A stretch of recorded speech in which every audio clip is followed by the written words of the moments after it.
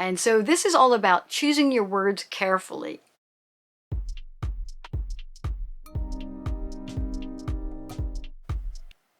Hi, this is Dena with Left Lane Finds, and welcome to my channel.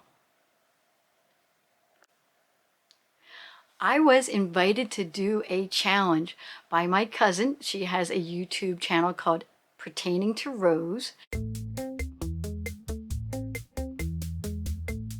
And she was challenged by another channel. It's a YouTuber from France. It's Alexia HD. And she put out this word challenge where you're to pick certain words and talk about them. You're supposed to then use the hashtag #AskAlexiaHD. For everyone using the hashtag is to help small channels grow and be seen by other channels that are maybe outside of the realm of what your channel is about. For instance, my channel is all about reselling. By everybody in the challenge, and they might have different types of, YouTube channels. They might be gardeners, or they might be a vlogger, or whatever their channel is about.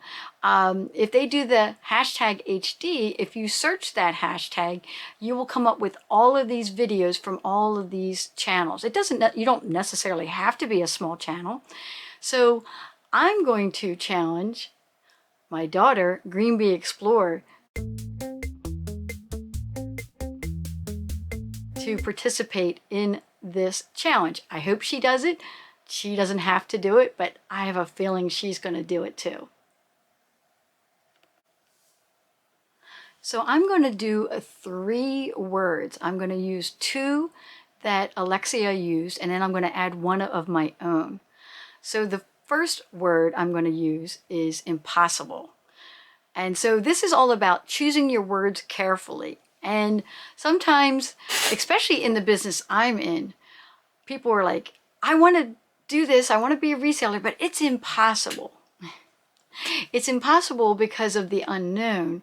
And the unknown is you're like, I don't know how to set up an eBay store, or how do I even get on Poshmark? Or the biggest thing that holds people back from being a reseller is the shipping. Is like, I don't understand shipping. Well, the good news for all of those questions, one, if you have a friend who does it, right there's an in-person resource that you can use to help you navigate through starting reselling. Sometimes it's just as easy as, like, if you're on Facebook, go ahead and list something on Facebook Marketplace. Take a couple pictures, add a description, and then sell it locally where you meet the person and you sell your item in person. That might be the easiest, fastest way to become a reseller. Then it becomes less impossible. You can say, well, I just sold something. If I repeat that again and repeat it again, all of a sudden it becomes less impossible. The second way to make it less impossible to become a reseller is to watch YouTubers. There are tons and tons of reselling YouTubers, myself included, but there is a whole bunch of people out there that do this. They put information out on Instagram, TikTok, and YouTube. So it becomes a little less impossible. So you can use that word, maybe not to be a reseller, but to be anything else that you're looking to be. For instance, I'm also a skier. Some people would be like, oh, I'm too old, it's impossible for me to ski. No, it isn't. You can start skiing at any age. It's all about up here. Up here is what makes it impossible. And you could list off a bunch of reasons, and I hear people tell me reasons all the time, and I sit there and I just shake my head. They have no idea that they could be a skier if they really wanted to be one. My second word is confidence. So let's talk about that, because that's also like a up here type of word. Is sometimes if you took a lot of time to learn something. You know, it could be like, oh, you're really into drawing or math or finance or something like that. Then you have like more confidence in something. But what if it's something that you don't have confidence in? Or you've been told that you won't do that well or you can't do that well. That would erode your confidence, right? For instance, and I'm going to go back to my first word, if you want to be a reseller and then you happen to bring it up to your friends or family, especially family members, and the closer the family members are, they sometimes are like, what? Because they don't want to do it themselves, they will erode your confidence by saying, oh, you can't do that, or that's going to be impossible. Hold on to that inner confidence and know that you can do it. It takes baby steps before you can make the big steps. And it also, there is a saying of, you know, milk before meat. You have to drink the milk before you can eat meat. You know, it's the same process in order to gain confidence. So when you mention to someone that you want to do something, whether it's to learn how to ski or to become a reseller, and they start filling your head with things that knock down your confidence, you need to put up that shield, that wall, and say, nope, I have enough confidence in myself, because it's all up here, to block out that negative energy. And that also lets you know whether or not that person or friend, family member, or whatever is going to be supportive. Sometimes they are initially like offstandish about it because they don't know what's going on. They don't know what it means. They probably never heard of or met anybody who wants to be a reseller or anything like that. And so sometimes you have to be more gentle about it and tell them what you're doing or what you want to do. And then the next time you see them, talk about it again.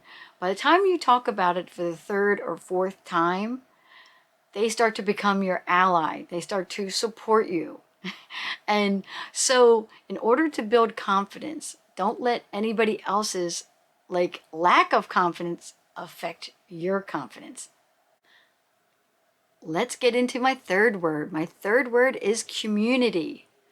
It is so important, no matter what you're choosing to do, that you find a community that enjoys the same thing you do.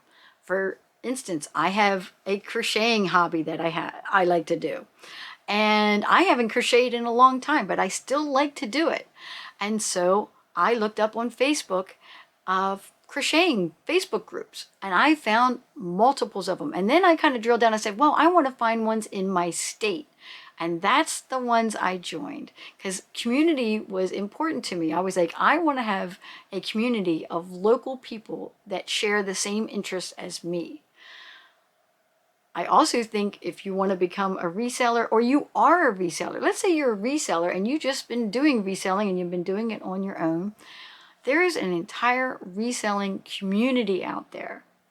They are on Facebook, Instagram, TikTok, YouTube. You can become part of this much larger group of people. And it's not just to the United States. In this community, we have people that are in Germany, the Netherlands, England, New Zealand, Australia, and we all interact with each other. How amazing is that to have that kind of community? Then a nod to my skiers out there. I am part of a ski club. I'm part of a ski club called the King of Prussia Ski Club. I absolutely love it. It's a huge club in Pennsylvania. And even though I don't live there anymore, I still am active in that group. If I was ever to be back in Pennsylvania, I know that they have like happy hours every Friday night. I would look up what's the local happy hour and show up. They'd be surprised that I'd be there.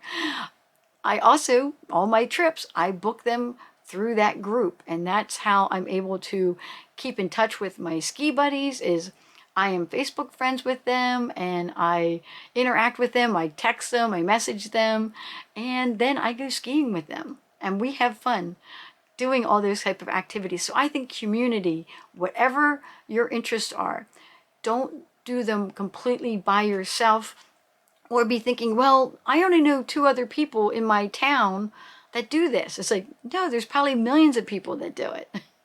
So make sure you're looking out for, use your hashtags. That's what's important, how to use hashtags. If you look up hashtag ski club or hashtag resellers or hashtag reseller community, hashtag reseller life, any of those, you will find a huge amount of people on Facebook, Instagram, and YouTube that are all doing this.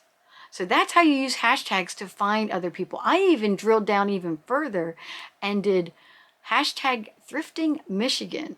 And I was able to find local Michigan people that are, not only are they thrift or resellers like myself, but they also have YouTube channels. I've already met one person in person. I had another person get a hold of me on Instagram, and we're about 2 hours away. So I'm going to be working on how can I meet that person, meet up with that person. And then there's a third person that is really close to me. So it's only a matter of time until I can meet up with her, and you guys will see that on my YouTube channel. So make sure you subscribe to my channel because I have lots of content around my reselling activities. And for this challenge, I'm back to Green Bee Explorer. I'm tagging you to pick up this challenge. You can use my words or your own words, or you can use whatever you want to do, but make sure you use the hashtag AskAlexiaHD so that when you put that hashtag into YouTube, you're going to come up with everybody's videos. And Alexia HD, who started this challenge, she's over in France. So that's kind of fun. I hope you guys enjoyed this. It's a slightly different content than I normally do for my channel, but I wanted to do it anyways. Please comment, like, and subscribe, and I will catch you guys later.